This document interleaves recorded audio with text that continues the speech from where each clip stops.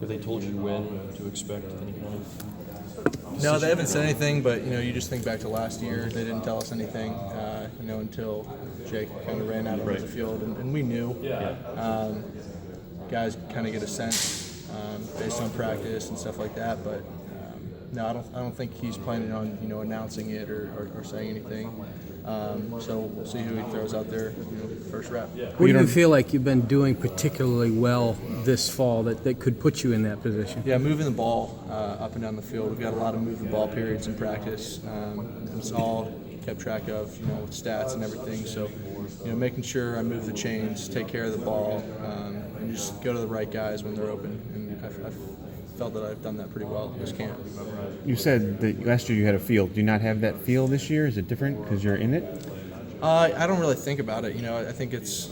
I guess I was on the outside looking in last year. I don't know.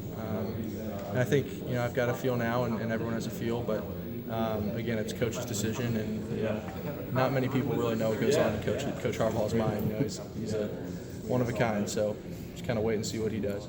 Has this been different in terms of the way he's evaluated you guys this year versus the competition last year? I think he's very happy this year. I think all the quarterbacks are playing good ball, and obviously a quarterback coach and a head coach is happy when a quarterback and all the quarterbacks are doing well and moving the ball. So he's been really cool, really happy. Some guys have. It's important for you to know whether or not do you need to have a couple days to get your head in the right spot? No, I don't think you need anyone to tell you if you're the starter or not. You just kind of read, body language and how practices are going and stuff like that. And I think the guys will have a certain mindset going into the game. You don't need to hear like you're the starter or you're the starter or you're the starter. Just kind of feel it out. How helpful has it been to you to already be acclimated to the system, whereas like last year Jake had to come in and learn? Yeah, I was talking to those guys over there. That's probably been my biggest thing is having complete control of the offense and the plan. Second camp in the same offense is huge. Every play I know where everyone's supposed to be, running game included, and last year it was different, and Jake was kind of learning on the fly, and so were we since it was our first camp, so it's been huge. Based on the body language and stuff you've seen, you feel good about your spot and where you're standing? Yeah, feel great. I'm sure John feels great, Shane feels great. We're all playing great ball.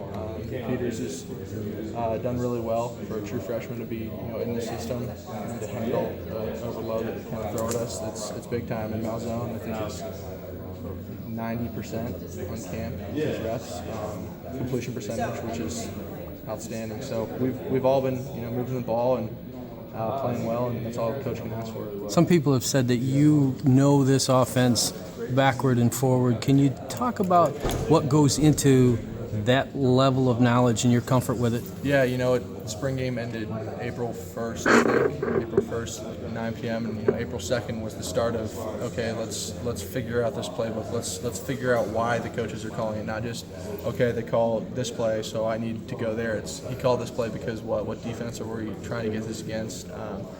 And that's an everyday thing. That was every day from April 2nd to August 5th. Just going over every play, every look, every scheme, and it helped a lot. Well, is it your expectation that whoever is the starter against Hawaii is the starter until they lose the job, or do you think that it's possible game by game it could be switching back and forth? No, I don't think that's a thing. I think that kind of backfired on Ohio State last year. You saw with JT Barrett and Cardale Jones, and I think Coach, having played the position, wouldn't have liked that type of situation. But I'm pretty sure whoever comes out on top at the end of camp is for a reason, and it's not you better play well this drive or you're going to be looking over your shoulder. So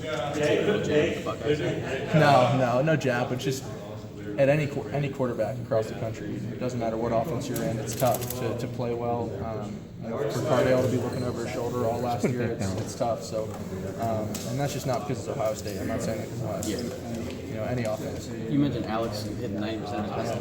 Have they told you how much is based on sort of that? I know Jed said he charts everything. Yeah, he charts Is the decision based a lot on the charting? Is it based on their feel? No, because you've got guys that drop passes that are detrimental to the chart. You got missed assignments, offsides, stuff like that. So at the end of the day, it comes down to they know and they're coaching. They've coached the position before, and it doesn't come down to just a bunch of numbers on a white piece of paper. It comes down to what they feel and who has led the offense the best. You said at the end of spring you felt comfortable saying that you thought you were ahead of the race. You guys are about to the end of fall camp. Yeah. Do you feel like you're ahead of the? I feel good. I feel very, very good about this whole situation and being able to lead this offense. But again, it's coach's decision, and we'll see what happens. What did you? Jim said on some serious interview that you and O'Connor were kind of engaging in some gamesmanship with calling. I mean, were you really trying to keep it from each other? That you call receivers? No, that kind of blew out of proportion, and he thought it was funny. We all kind of thought it was funny.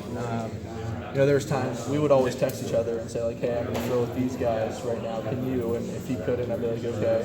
And then if he would text me saying, "I'm going to throw with these guys. Can you come?" And if I couldn't, I wouldn't come. I think the receivers thought it was like kind of funny, and everyone, the offensive linemen, everyone, to blow the whole competition out of proportion this summer. And if John would get here 5 minutes before me one day, I'd walk in and the lineman would be like, "Ooh, John was here 5 minutes earlier. Who's going to start?" So I think that just kind of grew into kind of like a joke. But then when you guys got a hold of it, it just turned into like turmoil or whatever. But no, it was fine. It was funny. I couldn't hear you over there. I mean, do you expect Jim to tell you? Has he already told you who the starter is? I don't or expect him to.